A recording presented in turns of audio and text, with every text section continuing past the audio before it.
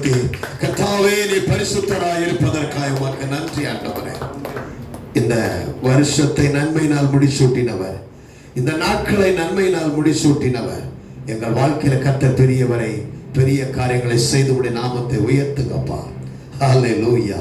இந்த புதிய மாதத்திலும் எங்கள் வாழ்க்கையில வாக்குத்தத்தங்களை எல்லாம் உம்முடைய கரம் செய்வதை எங்கள் கண்கள் காணும். சொல்லுங்க, இந்த புதிய மாதத்தில் சொல்லுங்க, இந்த புதிய மாதத்தில் வாக்குத்தத்தங்களை எல்லாம் வளமாக பார்க்கும்படி உம்முடைய கரம்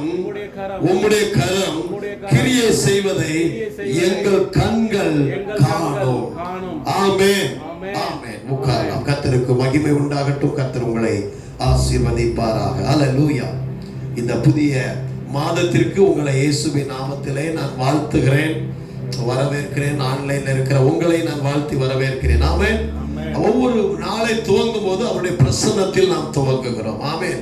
ஒரு ஆண்டு, இந்த உலகம் இந்த ஆண்ட ஒரு பினான்சியல் இயர்னு வச்சிருக்கு. போன வருடத்தில் 2024 ஏப்ரல் 1 ஆரம்பிக்கும் போது புதிய கணக்குகளை துவங்குகிறார்கள்.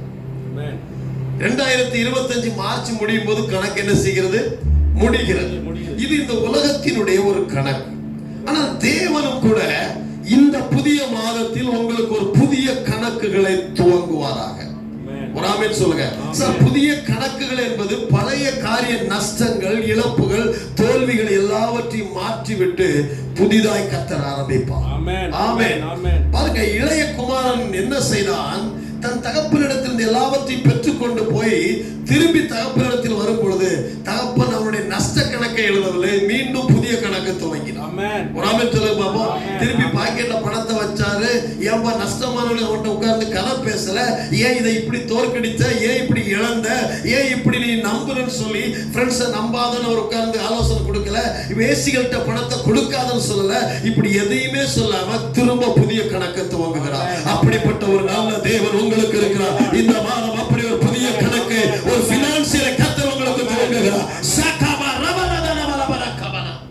ஹல்லேலூயா. இன்னொன்று சொல்லுகிறேன், புதிய கணக்கை துவங்கினாலும் ஒருவேளை நீங்கள் தகப்பனை விட்டு தூரம் போனால் தகப்பன் கொடுத்த பணம் உங்க கூட இருக்கும். ஆமென். இந்த இளைய குமாரன் அப்பா விட்டு தூரம் போனான். ஆனா அப்பா கொடுத்த பணம் யார் பாக்கெட்ல இருந்துச்சு? பையன் பாக்கெட்ல இருந்துச்சு. அப்படின்னா என்ன அர்த்தம்? அப்பாவும் கூடவே இருக்கிறார். நான் சொல்லுகிறேன், உங்க பாக்கெட்ல பணம் இல்லாமல் இருக்கலாம், ஒருவர் உங்க கூடவே இருக்கிறார். அவர் சொல்லுகிறார், நீ போகிற இடமெல்லாம் உனக்கு ஒரு புதிய கணக்கை நான் துவங்குவேன். கை தட்டி கை தட்டி கை தட்டி கை தட்டி ஒரு புதிய கணக்கை என் தேவனாகிய கர்த்தர் இந்த புதிய மாதத்தில் உங்கள் பிள்ளைகளுடைய வாழ்க்கையில, உங்களுடைய பினான்சியல் இயர் இதுல கர்த்தர் துவங்குகிறார். தெரிந்த ஒரு நண்பர் சொன்னார், அமெரிக்கா போனேன், அங்க ஒரு வீட்டை வாங்கினேன்.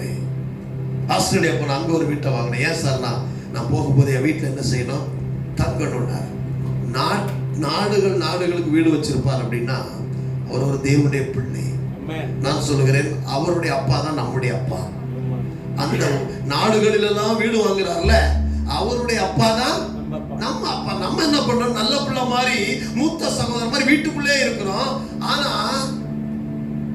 அப்பா சொல்றாரு, நான் என் ஃப்ரெண்ட்ஸ் எத்தனை முறை வந்தாங்க, ஒரு நாளா ஒரு ஆடு கொடுத்தியா மாடு கொடுத்தியான்னு கேட்டுட்டு அவர் சொன்ன தாப்பா சொன்னா, எனக்குரியது எல்லாமே உனக்குரியதானப்பா, நீ தானே எடுத்து கொடுத்துருக்கணும், என்கிட்ட கேட்கலாமா அப்படின்னு கேட்கிறேன். நான் சொல்றேன், ராஜ்யத்துல தேவன் எல்லாம் முடிக்கப்பட்டு இருக்கிறதை நீ எடுத்து சுதந்திரித்து அதை எடுத்து உபயோகப்படுத்துகிற ஒரு நாட்களை கர்த்தர் வைத்திருக்கிறார். இதுவரைக்கும் வாக்குத்தத்தங்களா இருந்தவைகள் எல்லாம் இப்பொழுது மாம்சமும் ரத்தம் உடையதாய் கர்த்தர் மாற்றுவார்.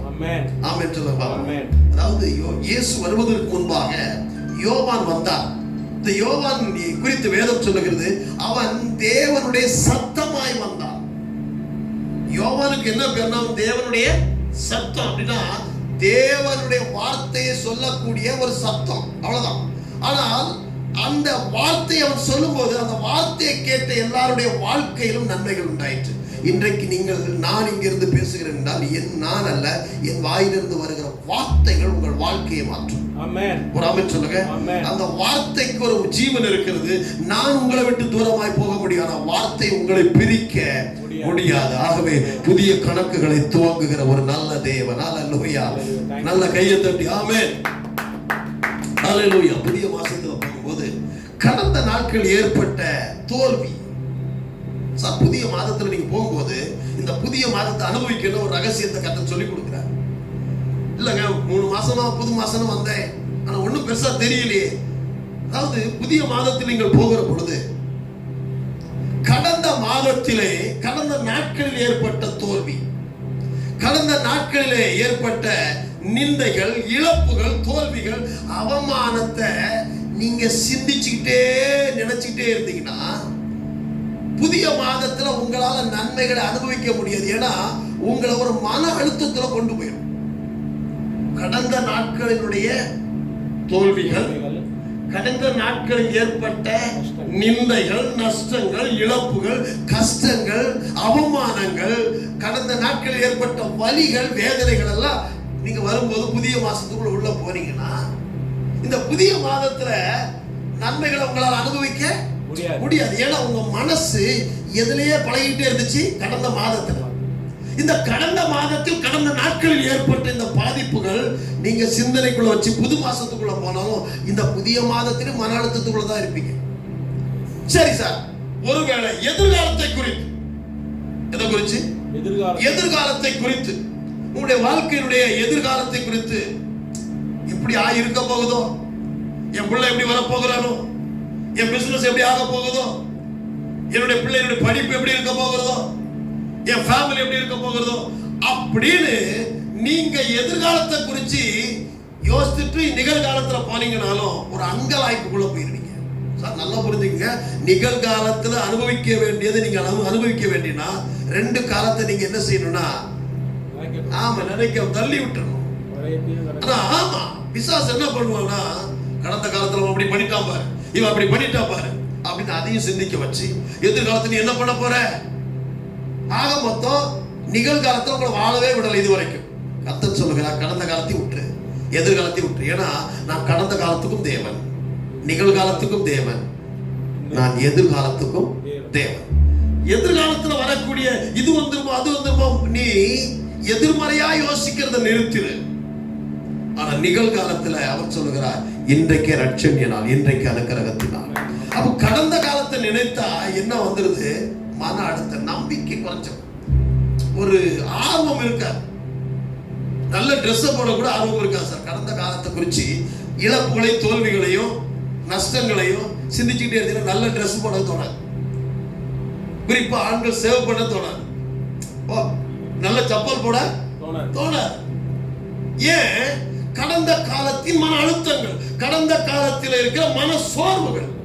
அதோட நீ புதிய மாசத்துக்குள்ள வரும்போதும், புதிய மாதத்துல மாசம் தான் புதுசு, ஆனா உங்க மனசு இன்னும் புதுசு இல்ல. ஏப்ரல் மாசம்னா பழைய கணக்கெல்லாம் அள்ளி கொண்டு வந்து திருப்பி குப்புசாமி 33 தரணும் திருப்பி அங்க இருந்து கூட இங்க இருந்து துவங்கும் போது ஒரு கணக்கு இதுதான் கற்று, இதுதான் டெபாசிட், அதுல இருந்து தான் கொண்டு வரும். நம்ம என்ன பண்றோம்? பழசெல்லாம் 4 வருஷத்துக்கு முன்னாடி கூட தான் எடுத்துக்கிட்டே வந்து எங்க கொண்டு போய் போட்டு வச்சிடும். இந்த வாழ வேண்டிய நாட்கள் இதுல வாழ முடியாம அங்க போட்டு மனம் போராடுற பாருங்க. சரி, ஒருவேளை நிகழ்காலத்துல வந்து உட்கார்ந்துட்டு கூட ஆண்டவர் சொல்ற, நாளைய தினத்தை குறிச்சு கவலைப்படாத, நாளைய குறிச்சே கவலைப்படாதங்கிறாரு. நம்ம 4 வருஷத்துக்கு பிறகு என்ன நடக்க போகுது நீ கவலைப்பட்டனா அது நிகழ்காலத்துல உங்களை அனுபவிக்க விடாது. நிகழ்காலத்துல உங்களை சார், நிகழ்காலத்துல தான் நீங்க நம்ம வாழ்ந்துட்டு இருக்கிறோம். கர்த்தர் இன்றைக்கு ரட்சணிய நாள் அப்படி இன்னைக்கு நீ அனுபவிக்க போறியா? இன்னைக்கு உன்னால அனுபவிக்க முடியாத காரணம் ஒண்ணு கடந்த கால பிரச்சனை, இல்ல எதிர்கால பிரச்சனை. இந்த ரெண்டை இன்னைக்கு வெளியே தள்ளிட்டு நிகழ்காலத்தில் அனுபவி ராஜா, அனுபவின்னு சொல்லி அனுபவிக்க கர்த்தர் உங்களுக்கு உதவி செய்வாராக. கை கட்டி கையை தட்டி ஹalleluya ஹalleluya. அதாவது சத்துருடைய பெரிய திட்டம் என்னன்னா நிகழ்காலத்துல நடக்கிற நன்மைகளை அனுபவிக்க வேண்டும், உங்கள் மனதை நீங்கள் இயக்க வேண்டும். புரிஞ்சுதா? புரியலையா? புரியுது சார். மனது என்பதுதான் உங்க வாழ்க்கை. இருதயத்தில் இருந்து உங்கள் மனதை இயக்க வேண்டும். இன்னைக்கு உங்கள் மனதை இயக்குவது எது தெரியுமா? கடந்த காலம் உங்க மனசை இயக்குது, எதிர்காலம் உங்க மனசை இயக்குதுன்னா நீங்க ஒரு வியாதி உள்ள நபர்கள். யாரு வியாதி உள்ள நபர்கள்? கடந்த காலமும் எதிர்காலமும் நம்மளை நடத்திச்சுன்னா வியாதி இருக்குன்னு அர்த்தம். ஆனா நிகழ்காலத்துல என் ஆவி என் மனதை இயக்கினால் நான் ஆரோக்கியமாக இருக்கிறேன். நான் சொல்கிறேன், இந்த ஏப்ரல் மாதம் கர்த்தர் உங்கள் மனதை ஆரோக்கியப்படுத்துகிறார். கைத்தட்டி ஆமென். 1,00,000 வீட்டுக்குள்ள கொண்டு வந்தா கடந்த காலத்துல இருக்கிற வரைக்கும் அதை அனுபவிக்க முடியாது. 10 லட்சம் ரூபாய் பணம் வந்தாலும் எதிர்காலத்தை குறித்து அங்கலாய்ப்பு வந்துச்சுன்னா அதை அனுபவிக்க முடியாது. இன்னைக்கு ரெண்டையும் ஓரம் தட்டிட்டு நிகழ்காலத்தில் ஒரு தேவன் இருக்கிறார். அவர் சொல்லும் போதே அவருடைய பேரை கேட்டாலே அது என்ன பேர்னா இருக்கிறவராக. அவருக்கு பேரே இருக்கிறேன். போக நான் இருக்கிறேன். நான் எதிர்காலத்தை பத்தி பேசல, நிகழ்கால கடந்த காலத்தை பத்தி பேசல. இருக்கிறேன் என்கிற கடவுள் சொல்லுகிறார். இன்றைக்கு இந்த ஏப்ரல் மாதம் 1ஆம் தேதி இருக்கிறேன் என்று சொல்லுகிற கர்த்தர் சொல்லுகிறார். நீ இந்த ஏப்ரல் மாதம் நீயும் உன் மனைவி பிள்ளைகளும் பெற்றோர் ஒரு குடும்பம் முழுவதும் வாழ்ந்து சுகமாய் இருப்பீர்களாக. ஹல்லேலூயா. நான் சொல்றேன், இன்றைய நாள்ல உங்களை குறிச்ச தேவ திட்டம் நீங்கள் ஆசீர்வாதமாய் இருப்பது. ஆமென். இன்றைய நாள்ல டுடே ஆமென் சொல்லுங்க பாப்பா. அப்போ இன்றைய நாளிலே உங்களை குறித்த தேவ திட்டம் நீங்கள் ஆசீர்வாதமாய் இருப்பது என்றால் உங்களுக்கு ஒரு நல்ல எதிர்காலத்தையும் நல்ல நம்பிக்கையும் கொடுப்பதே அவருடைய திட்டமாய் இருக்கிறது. உங்களுக்கும் உங்கள் குடும்பத்திற்கும் ஒரு நல்ல எதிர்காலத்தையும் நம்பிக்கையும் கொடுப்பதுதான் தேவனுடைய திட்டம். புத்தம் புது காரியத்தை செய்வது. இந்த மாதம் புத்தம் புதிய காரியங்கள் துவங்க போகுது. ஆமென் சொல்லுங்க. என்ன காரியம் துவங்க போகுது? புத்தம் புதிய காரியம். ரொம்ப நாளா சில சட்டையெல்லாம் தூக்கி இதெல்லாம் ரொம்ப பழசாயிட்டு கலர் போயிடுச்சுன்னு வரப்பட்டு இந்த கடந்த காலத்தை எதிர்காலத்தை நினைச்சோம்னா திருப்பி ரொம்ப நாள் போடாத அந்த சட்டை எடுத்து என்ன செய்வோம், அது நல்லா இருக்கிற மாதிரி தோணும்.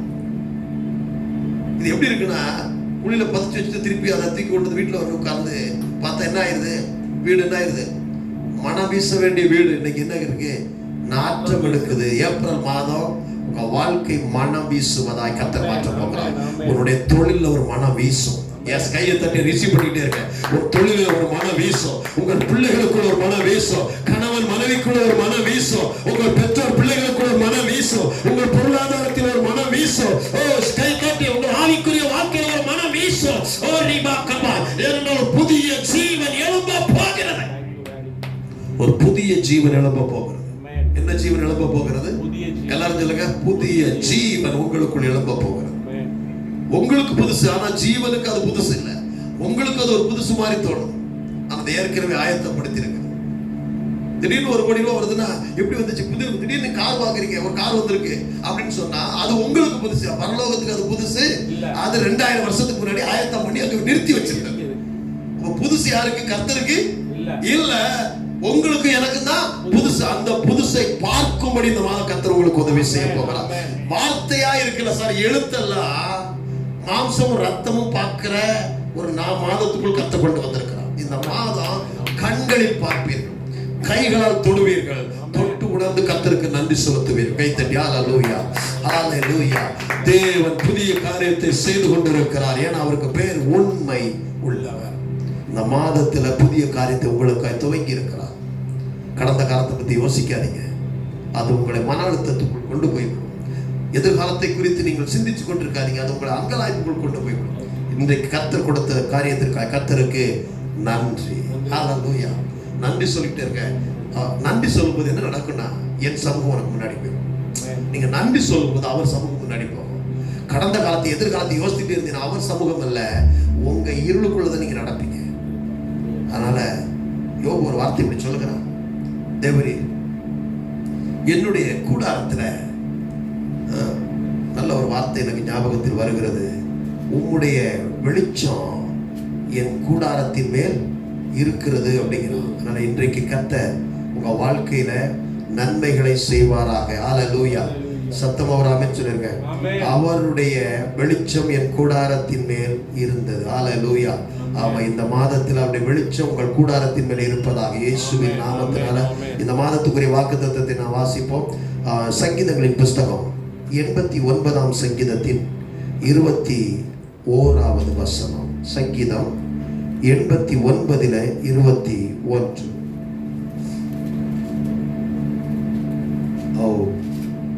சங்கீதம் 89:21. என்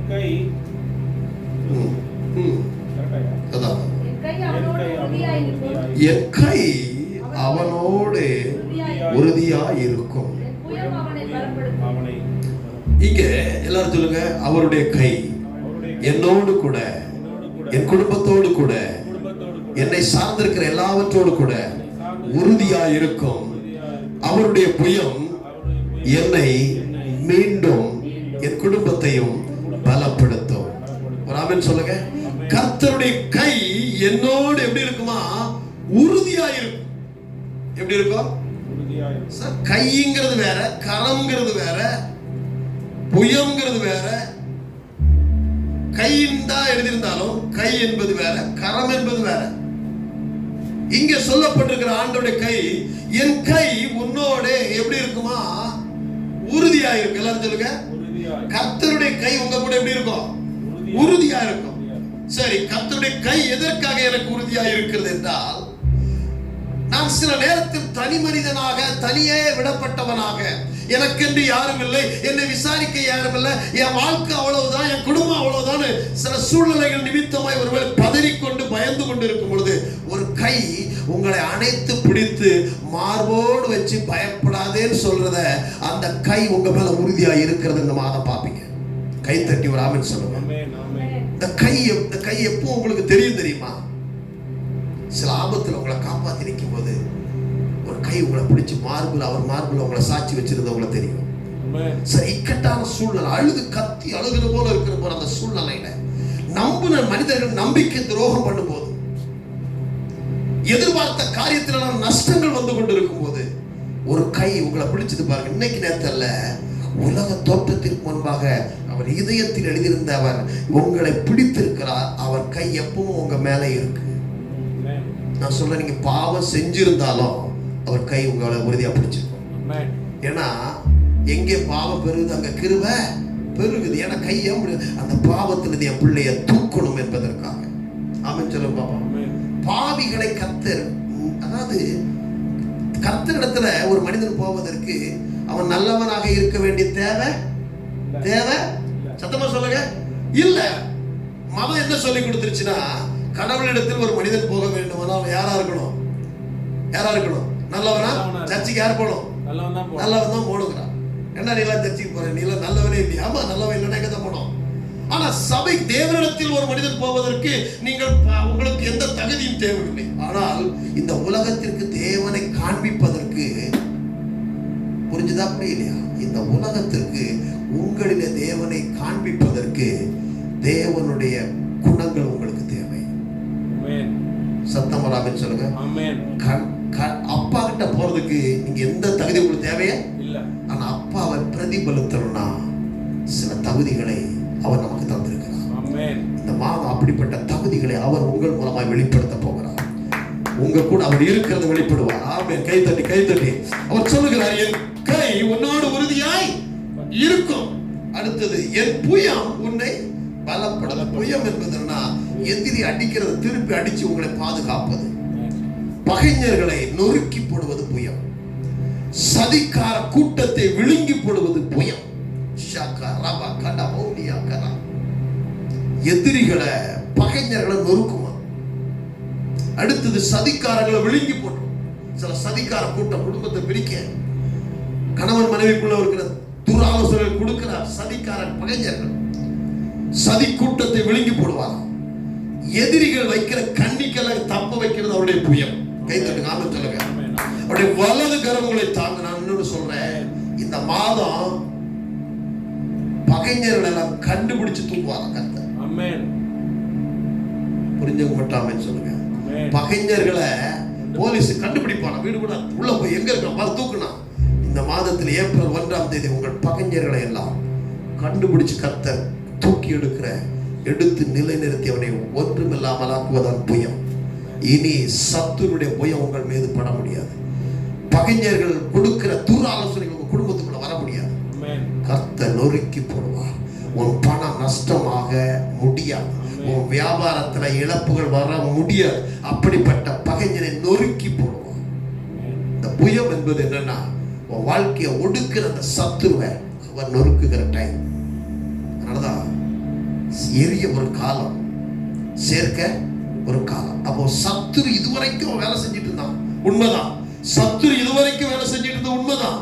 ஆனால் இப்பொழுது சத்துரிய வாழ்க்கை அளிப்பதற்கல்ல, தேவனுடைய வாழ்க்கையை திரும்ப கட்டும் பொழுது எப்படி கட்டுகிற? எந்த சத்துரு என் வாழ்க்கையை நொறுக்கினானோ, எந்த சதிகார கூட்டம் என் குடும்பத்தை விழுங்கி போட்டதோ, எந்த எதிரிகளுடைய கண்ணிகள் என் வாழ்க்கையில பாதிப்பை ஏற்படுத்தினதோ அவர்களுக்கெல்லாம் நீதி செய்து எனக்கு ஒரு அற்புதம் செய்கிற புதிய மாதத்துக்குள் கர்த்தர் என்னை கொண்டு வந்திருக்கிற கையை தட்டி ஆமென் சொல்லுங்க. எதிரிகளை இவனா செஞ்சான்னு உங்களுக்கு இதுவரைக்கும் தெரியல, ஆனா இனி தெரிய வைப்பார். இவன் தாண்டா அவன் வாழ்க்கையில பண்ண பெரிய துரோகம், ஆனா நீங்க அவனை துரோகின்னு தெரியாது. ஆனா அப்படிப்பட்ட பகைஞர்களை தூக்கி எடுக்கிறாரா, கண்டுபிடிச்சு தூக்கி கொண்டு நிறுத்திடுறார். சத்தம் ஆமென் சொல்லுங்க. ஆமான் யாருக்குமே தெரியாது. அதாவது ஆமான் அல்ல, எரிகோ கோட்டையில ஆகான் என்கிறவன் நல்ல பொருளை எடுத்துக்கிட்டான், யாருக்கும் தெரியாது. ஆனா கர்த்தர் சீட்டு போட்டு தூக்கி அவனை 12 கோத்திரத்துக்கு முன்னாடி நிறுத்திட்டார். அது மாதிரி உங்களுக்கு விரோதமாக எழுப்பின கூட்டங்களை இந்த மாதம் கர்த்தர் தூக்கிடுவார். தூக்கினது அவருடைய புயம். ஒரு ஆமென் சொல்லுங்க பார்ப்போம். கர்த்தருடைய புயம் யாருக்கு வெளிப்படும்னா, இந்த புயம் யாருக்கு வெளிப்படும்னா கர்த்தரை விசுவாசிக்கிறவர்களுக்கு இந்த மாதம் அவருடைய புயம் வெளிப்பட போகிறது. அவர் இதுவரைக்கும் செய்வேன்னு சொன்னார்ல, அதை சொன்னதை தான் கேட்டீங்க. இப்ப செஞ்சிருக்கிறத பார்க்க போறீங்க. இந்த மாதம் செஞ்சிருக்கிறத பார்ப்பீங்க. கேட்ட நீங்க பார்க்க போறீங்க. வாக்குத்தத்தத்தை கேட்ட நீங்க வாக்குத்தத்தை கண்ணுல என்ன செய்ய போறீங்க? பார்க்க போறீங்க. அதனால புதிய காரியம் உண்டாகிறது. கை தட்டி ஆமென் சொல்லுங்க. கை என்னை அரவணைக்கிறது. உன்னத பாட்டு, ஒரு அழகான பாட்டு, ஒரு பார்த்து உண்டு. அவருடைய இடது கரம் என் தலைக்கு கீழே, அவருடைய வலது கரம் அணைக்குது. அப்படியே கை என்பது உங்களை அணைக்கிறது. ஆமென் சொல்லுங்க. அவருடைய கை உங்களை அணைக்கும், உங்கள் குடும்பத்தை அணைத்திருக்கிறது. இனி ஒருபோது அவர் உங்களை கைவிட மாட்டார். ஆகவே இந்த வசனத்துல 89 21 வாசி 22 சத்துரு அவனை நெருங்குவது இல்லை. சத்துரு அவனை இனி உன் குடும்பத்துக்குள்ள சத்துரு நெருங்க முடியாது. உன் குடும்பத்துக்குள்ள எந்த ரூபத்தில் வர முடியாது. எஸ், தொழிலுக்குள்ள அந்த சத்துரு நீ நெருங்குவதில்லை. உன் வியாபாரத்தை அழிக்கும்படி திட்டமிடின சத்துரு நீ நெருங்குவதில்லை. உன் குடும்பத்துல குழப்பத்தை உண்டு பண்ணி, உன் வாழ்க்கையில மேன்மையை தடை பண்ணி கெட்ட பெற உண்டாக்குகிற சத்துரு இனி உன்னை நெருங்குவது இல்லை. ஆமென் சொல்லுங்க. அப்போ எப்படி சார் அவன் நெருங்கலன்னு எப்படி வர முடியாது? அவருடைய புயம் அதை அவனை நொறுக்கும். புயம் கை அடைச்சிருக்கு, புயம் என்ன பண்ணுது? அடிக்குது. அதான் குழந்தைய தோல் மேல வச்சு அடிப்பா பாருங்க எதிரிகள். அது மாதிரி இந்த மாதம் அதை நீங்கள் கண்ணார காண போகிறீர்கள். கண்களில் காணுவீங்க சார். இந்த மாதம் நிறைய அழுவீங்க. எப்படி தெரியுமா? ஆனந்த கண்ணீர் விடுவீங்க. கண்ணுல பார்த்துட்டு இதுக்கு நான் தகுதியானவன் அல்ல ஆண்டவரே, ஆண்டவரே நான் உங்களை வேற மாதிரி நினைச்சிட்டேன்பா. ஒருவேளை இந்த சூழ்நிலை வச்சு கர்த்தர் கைவிட்டுட்டாரோ, ஒருவேளை இந்த சம்பவத்தை வச்சு தேவன் நம்ம கூட இல்லையோ அப்படின்னு நான் உங்க மேல சந்தேகப்பட்டுட்டேன். ஆனா ஒண்ணு புரிஞ்சது, நீர் உண்மை உள்ளவராய் இருக்கிறீர். நீர் எப்படி இருக்கிறீர்? உண்மை உள்ளவராய். இந்த உண்மை உள்ள தேவனை இந்த 1ஆம் தேதி ஏப்ரல் மாதம் உலகத்துக்கெல்லாம் நமக்கு தெரியும். ஸ்கூல்ல படிக்கும் போது ஏப்ரல் 1 என்ன பண்ணுவான்? April full. இது எல்லாரும் 1ஆம் தேதினா இது முட்டாள் தினம், முட்டாள் அப்படின்னு சொல்றான். ஆனா கர்த்தர் சொல்றாரு, அது அவனுக்கு முட்டாள் தினமா இருக்கலாம், உனக்கு நான் புதிய காரியத்தை துவங்குகிற நாட்கள். ஷாக்கா ராமாநாதரா, புதிய காரியம் வாழ்க்கையில் துவங்கித்தான் ஆக வேண்டும். அதை நீங்கள் அனுபவிக்கத்தான் போகிறீர்கள். என்னென்ன பொருட்கள் வாங்க வேண்டும் நினைத்தீங்களோ இந்த புதிய மாதத்தில் கர்த்தர் வாங்க வைப்பார். எந்தெந்த பொருளெல்லாம் அனுபவிக்க வேண்டும் என்று நினைத்தீர்களோ இந்த புதிய மாதத்தில் செய்வார். அதையெல்லாம் கர்த்தர் ஏற்கனவே ஆயத்தப்படுத்தி வைத்திருக்கார். நீங்க செய்ய வேண்டியது என்ன? கர்த்தருடைய புயம் யாருக்கு வெளிப்பட்டது? விசுவாசிக்கிறவர்களுக்கு. விசுவாசிக்கிற உங்களுக்கு எல்லாம் கூடும். நம்ம எல்லாம் எழுப்பி நின்று கர்த்தரை ஸ்தோத்திரம் பண்ணி, பரிசுத்த பிதாவே கோடி ஸ்தோத்திரம் ஆண்டவரே, ஆன்லைன்ல பார்க்கிறீர்கள் அன்பு பிள்ளைகளையும் அவருடைய குடும்பத்தையும் டாடி நீங்க கொடுத்த வார்த்தையின் வெளிச்சத்துல இன்றைக்கு அவர் நடக்கத்தக்கதாய் இந்த மாதம் புதிய காரியங்கள் துவங்குகிற நாட்களாய், இந்த மாதம் ஆண்டவரை முசுக்கொட்டை பூச்சிகள் பச்சை புழுக்கள் அரிச்ச வருஷத்தின் விளைவை திரும்ப கொடுக்கிற ஒரு மாதமாய், பழைய நினைவுகளோடு அல்ல, எதிர்கால கவலைகளோடு அல்ல, நிகழ்கால அனுபவிக்கிற ஆண்டவரை ஆசீர்வாதத்தோடு கூட என் அன்பு பிள்ளைகள் தொடர்ந்து அவர்கள் இருக்கிற பகுதியில் வளமறுபடி உங்களுடைய கரத்தில் ஒப்புக் கொடுக்கிறேன். அதை முடிக்கும்படி உங்களுடைய கரத்திலே எங்களை ஒப்புக் கொடுக்கிறோம். அதற்காக சிலுவையிலே உம்முடைய சரீரம் பிக்கப்பட்டது, உம்முடைய ரத்தம் சிந்தப்பட்டது. அதை நாங்கள் நினைவு கூர்ந்து உம்முடைய கருத்தினை ஒப்பு கொடுத்து நாங்கள் ஜெபிக்கிறோம். இயேசு கிறிஸ்துவின் நாமத்தினாலே ஜெபிக்கிறோம் நல்ல பிதாவே. ஆமென், ஆமென்.